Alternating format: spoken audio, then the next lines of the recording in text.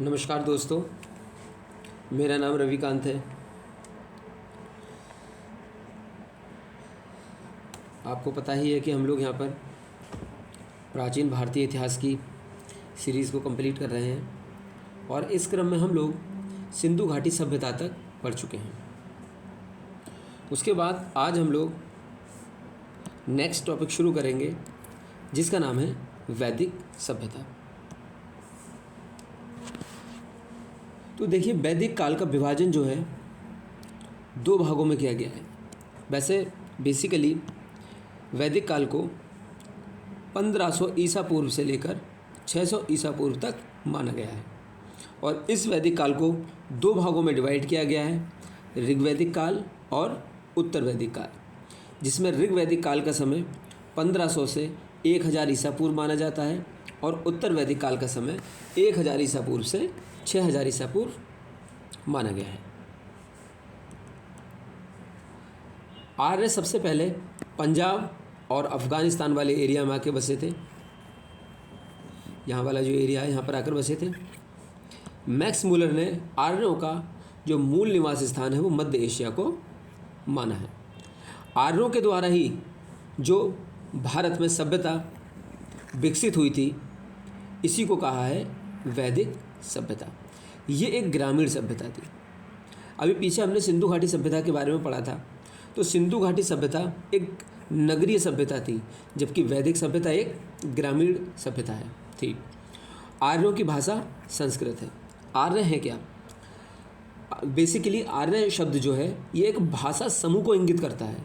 किसको इंगित करता है? भाषा समूह को इंगित करता है। आर्यों की राजनीतिक व्यवस्था के क्रम में अगर हम उसकी प्रशासनिक इकाई की बात करें और इसको बढ़ते हुए भागों में देखें तो सबसे छोटी जो इकाई थी उसका नाम था कुल। बहुत सारे कुल मिलकर एक ग्राम बनाते थे, बहुत सारे ग्राम मिलकर एक विश्व बनाते थे और बहुत सारे विश्व मिलकर जन और बहुत सारे जनों से मिलकर राष्ट्र का निर्माण होता था। तो सबसे छोटी इकाई कुल थी और सबसे बड़ी इकाई थी राष्ट्र। ग्राम के मुखिया को ग्रामणी कहा जाता था और जो विश्व होता था इसका प्रधान विश्वपति और जन के शासक को राजन कहा जाता था। राज्य के जितने भी अधिकारी थे उनमें पुरोहित और सेनानी प्रमुख अधिकारी थे। दो तरह के पुरोहित थे, वशिष्ठ और विश्वामित्र। तो इनमें वशिष्ठ को रूढ़िवादी माना जाता था, जो कि परंपरावादी प्रथाओं को मानने वाले थे, और जो विश्वामित्र थे ये बहुत ही उदार प्रकृति के माने जाते थे। और अन्य अधिकारी भी थे जैसे कि सूत, रथकार, कम्मादी। इन अधिकारियों को रत्नी कहा जाता था। इनकी संख्या राजा सहित करीब 12 हुआ करती थी। वैदिक काल में जो गुप्तचर थे, इस पर जनता की गतिविधियों को देखने वाले जो लोग होते थे उनको गुप्तचर कहते थे। अर्थात वैदिक सभ्यता में गुप्तचर स्पष्ट को कहा जाता था और पुरप जो दुर्ग की रक्षा करने वाले होते थे उनको पुरप कहा जाता था।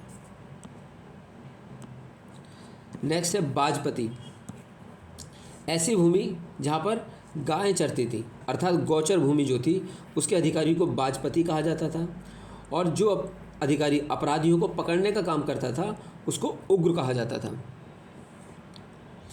और एक इम्पॉर्टेंट चीज़ यहाँ पर यह है कि ऋग्वेद में किसी भी तरह के न्याय अधिकारी का उल्लेख नहीं किया गया है। किसी भी न्याय अधिकारी का उल्लेख यहाँ पर नहीं है। दो यहाँ पर संस्थाएं थीं, सभा और समिति। इनका कार्य था राजा को सलाह देना। इनमें जो सभा थी ये श्रेष्ठ और संभ्रांत लोगों की संस्था थी। जिस तरह से आज हमारे यहाँ पर राज्यसभा होती है उसी तरह की ये संस्था थी। जबकि समिति सामान्य जनता का प्रतिनिधित्व करती थी, जैसे कि आज के समय में लोकसभा। तो आज की लोकसभा है समिति और आज की राज्यसभा से हम तुलना कर सकते हैं सभा की। समिति के अध्यक्ष को ईशान कहा जाता था। स्त्रियां सभा और समिति दोनों में भाग ले सकती थी। जब युद्ध होता था तो युद्ध में कबीले का नेतृत्व तो राजा किया करता था और युद्ध के लिए एक शब्द का प्रयोग होता था गविष्टि। गविष्टि का अर्थ होता है गायों की खोज, क्योंकि युद्ध जो होते थे गायों के लिए ही हुआ करते थे उस समय। ऋग्वेद के बहुत सारे मंडल हैं ऋग्वेद में, जैसे कि हमने पीछे पढ़ा भी। तो इसका जो 7वां मंडल है, इसमें एक दशराग युद्ध का उल्लेख किया गया है। ये युद्ध पुरुषणी या फिर रावी नदी के तट पर हुआ था। सुदास और 10 जनों के बीच में हुआ था और इस युद्ध में सुदास विजयी हुआ था। ऋग्वैदिक समाज 4 वर्णों में विभक्त था, जैसे कि हमने पीछे पढ़ा भी। चातुर्वर्ण समाज जो था, ब्राह्मण, क्षत्रिय, वैश्य और शूद्र। और इम्पॉर्टेंट चीज़ यहाँ पर यह है कि ये जो विभाजन था ये व्यवसाय पर आधारित था, अर्थात ऋग्वैदिक काल में 4 वर्णों में विभाजित जो समाज था वो व्यवसाय पर आधारित था। आगे जाके यही विभाजन जो है जाति पर आधारित हो जाता है उत्तर वैदिक काल में, लेकिन ऋग्वैदिक काल में ये व्यवसाय पर आधारित था। ऋग्वेद के 10वें मंडल में पुरुष सूक्त की बात की गई है। इसमें यह कहा गया है कि जो ब्राह्मण हैं उनका जन्म परम पुरुष के मुख से हुआ है, क्षत्रियों का जन्म भुजाओं से हुआ है, वैश्य का जन्म जांघों से हुआ है और शूद्र का जन्म उनके पैरों से हुआ है। इस तरह की बात इसमें 10वें मंडल में कही गई है। आर्यों का जो समाज था वो पितृ प्रधान समाज था, जबकि हमने सिंधु घाटी सभ्यता में देखा था कि वहाँ का जो समाज था वो मातृ सत्तात्मक समाज था, जबकि आर्यों का समाज कैसा था, पितृ प्रधान था। समाज की सबसे छोटी इकाई परिवार थी, जिसको कुल भी कहा जाता था, और जिसका मुखिया होता था पिता, जिसे कुलप कहा जाता था। स्त्रियां इस काल में अपने पति के साथ यज्ञ काम में भाग लिया करती थीं। ऋग्वैदिक काल में बाल विवाह और पर्दा प्रथा का प्रचलन नहीं था। ये इंपॉर्टेंट चीज़ है यहाँ पर। विधवा अपने देवर से भी विवाह कर सकती थी, इस तरह की व्यवस्था यहाँ पर थी। स्त्रियां शिक्षा ग्रहण करती थी, मतलब ऋग्वैदिक काल में बहुत सारी विदुषी स्त्रियों का वर्णन मिलता है, जैसे कि लोपामुद्रा, घोषा, सिक्ता, अपाला और विश्वास जैसी विदुषी स्त्रियों का वर्णन ऋग्वेद में मिलता है। गार्गी ने याज्ञवल्क्य को वाद विवाद की चुनौती दी थी। गार्गी एक विदुषी थी जिन्होंने याज्ञवल्क्य को वाद विवाद की चुनौती दी थी। कुछ स्त्रियां ऐसी थीं जो जीवन भर अविवाहित रहती थी, ऐसी स्त्रियों को अमाजु कहा जाता था। और ऐसे अध्यापक जो जीविकोपार्जन करने के लिए वेद वेदांग पढ़ाया करते थे उनको उपाध्याय कहा जाता था।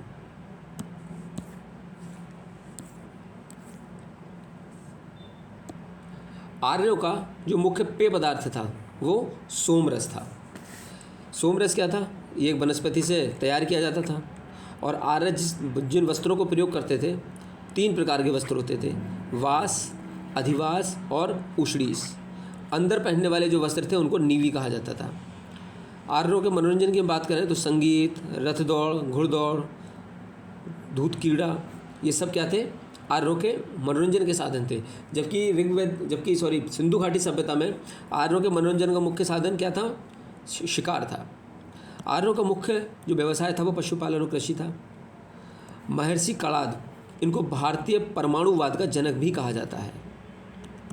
गाय के लिए एक शब्द का इस्तेमाल किया गया, अधन्या। इसका मतलब होता है ना मारे जाने योग्य पशु। और गाय की जो भी हत्या करता था उसके लिए वेदों में मृत्युदंड या फिर देश से निकालने की व्यवस्था थी। आर्यों का जो प्रिय पशु था वो घोड़ा था और सबसे ज़्यादा प्रिय देवता इंद्र थे, जो कि उत्तर वैदिक काल में जाके बदल जाते हैं। आर्यों द्वारा खोजी गई धातु का नाम था लोहा, जिसको श्याम अयस कहा जाता था। और ऋग्वैदिक काल में तांबे को लोहित अयस कहा जाता था। भारतीयों को लोहे का ज्ञान ईसा पूर्व 8वीं शताब्दी में हो गया था। कुछ ऐसे व्यक्ति होते थे जो व्यापार करने के लिए बहुत दूर दूर तक जाया करते थे, उनको पड़ी कहा जाता था। ऋग्वैदिक काल में लेन देन में वस्तु विनिमय की प्रणाली प्रचलित थी। वस्तु विनिमय का अर्थ ये होता है, जैसे कि फॉर एग्जांपल हमारे पास में गेहूं है 1 किलो और हमें चावल की आवश्यकता है। किसी व्यक्ति के पास में चावल है, उसको गेहूं की आवश्यकता है, तो ये दोनों एक दूसरे को जो आवश्यक वस्तुएं थी उनको दे दिया करते थे और जो खुद को चाहिए था वो उनसे ले लिया करते थे। इस प्रणाली को वस्तु विनिमय कहा करते थे। ऋण देकर ब्याज लेने वाले को बैकनोट कहा जाता था, अर्थात सूदखोर कहा जाता था। और अग्नि एक बहुत इंपॉर्टेंट देवता थे उस समय। इनको मनुष्य और देवता के बीच मध्यस्थ की भूमिका निभाने वाला देवता कहा जाता था। जैसे कि यज्ञ में होता था तो यज्ञ में अग्नि जलाई जाती थी और उस अग्नि से धुआं उठता था, वो ऊपर आकाश की तरफ चला जाता था। तो इस तरह से ये कहा जाता था कि मनुष्य के बीच में और देवता के बीच में एक तरह से संबंध स्थापित करने का काम अग्नि का होता था, अग्नि देवता का। ऋग्वेद में उल्लिखित नदियों में सरस्वती को सबसे पवित्र नदी माना गया है। ऋग्वेद में गंगा नदी का उल्लेख केवल एक बार है, यमुना का उल्लेख 3 बार है, और सर्वाधिक जिस नदी का उल्लेख है उसका नाम है सिंधु नदी। नदियों में जो आज की बहुत सी नदियां हैं, इनके प्राचीन नाम क्या थे? इस तरह के क्वेश्चंस भी एग्जाम में पूछे जाते हैं। जैसे कि कुब्र जो है, कुर्रम नदी का प्राचीन नाम था। काबुल नदी का प्राचीन नाम कुबा था। झेलम इंपॉर्टेंट है इसमें, झेलम का प्राचीन नाम बितस्ता था। चिनाब का पुराना नाम अस्कनी था। रावी नदी का पुराना नाम परुष्णी था, जो कि अभी हमने देखा दसरा का युद्ध हुआ था इस नदी के किनारे। सतलज नदी का नाम शतुद्री था। व्यास नदी का नाम बिपाशा। गंडक नदी का नाम शदानीरा था। घग्गर का नाम द्रस्वती था। गोमल का नाम गोमती था। और स्वात नदी का नाम, स्वात नदी का पुराना नाम स्वात था, स्वस्तु था, सुवस्तु। नेक्स्ट है, अभी हमने देखा पीछे कि वैदिक काल में सबसे इम्पोर्टेंट जो देवता थे वो इंद्र थे, लेकिन ऋग वैदिक काल में क्या हुआ? इंद्र के स्थान पर प्रजापति सर्वाधिक प्रिय देवता हो गए। विष्णु के 3 पगों की कल्पना का जो विकास है वो उत्तर वैदिक काल में ही हुआ था। जो वामन अवतार की बात कही जाती है विष्णु के, उसी कल्पना का विकास उत्तर वैदिक काल में ही हुआ था। उत्तर वैदिक काल में राजा के राज्याभिषेक के समय यज्ञ किया जाता था, जिसको राजसूय यज्ञ कहते हैं। और उत्तर वैदिक काल में जो वर्ण व्यवस्था पहले व्यवसाय के आधार पर थी, अब वो व्यवसाय के आधार पर ना होकर जन्म के आधार पर निर्धारित होने लगी। उत्तर वैदिक काल के जो कुछ इंपॉर्टेंट देवता हैं, जैसे कि इंद्र, इनको युद्ध का नेता, वर्षा का देवता माना जाता है। अग्नि को देवता और मनुष्य के बीच मध्य से स्थापित करने वाले नेता माने जाते हैं। वरुण पृथ्वी और सूर्य के देवता माने जाते हैं। देव ये आकाश के देवता हैं, और सबसे प्राचीन देवता इन्हीं को माना जाता है। यही इसमें इम्पोर्टेंट है। और है उत्तर वैदिक काल में हल को सिरा और हल रेखा को सीता कहा जाता था। उत्तर के वैदिक काल में निष्क और शतमान मुद्रा जो है, ये मुद्रा की इकाइयाँ थीं, निष्क और शतमान। सिक्कों का चलन था या नहीं था, इसका कोई प्रमाण नहीं मिलता है। सांख्य दर्शन भारत के सभी दर्शनों में सबसे प्राचीन माना जाता है, और सांख्य दर्शन के अनुसार मूल जो तत्व हैं वो 25 माने गए हैं, जिनमें सबसे पहला तत्व है प्रकृति, सांख्य दर्शन के अनुसार। नेक्स्ट है सत्यमेव जयते, जो आज बोला जाता है सत्यमेव जयते। ये मुंडक उपनिषद से लिया गया है।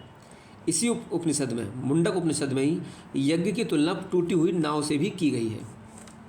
ईसा पूर्व 2वीं सदी में राजाओं के उपयुक्त यज्ञ वेदी बनाने के लिए आपस्तंभ व्यावहारिक ज्यामिति की रचना की है।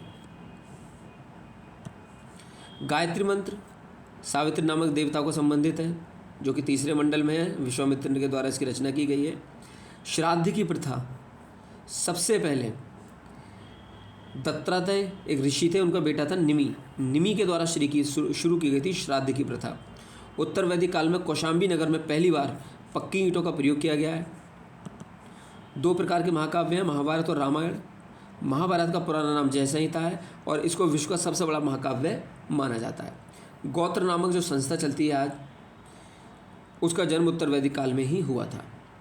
वेदांत दर्शन के जो मौलिक ग्रंथ है ब्रह्मसूत्र या वेदांत सूत्र, इसकी रचना वादरायण ने की थी। तो आज हमने ये खत्म किया वैदिक सभ्यता। नेक्स्ट वीडियो में हम पढ़ेंगे महाजनपद कौन कौन से थे, उनका उदय कैसे हुआ था, और उनसे इम्पॉर्टेंट अन्य कुछ इम्पॉर्टेंट फैक्ट। तब तक के लिए goodbye, all the best and thank you.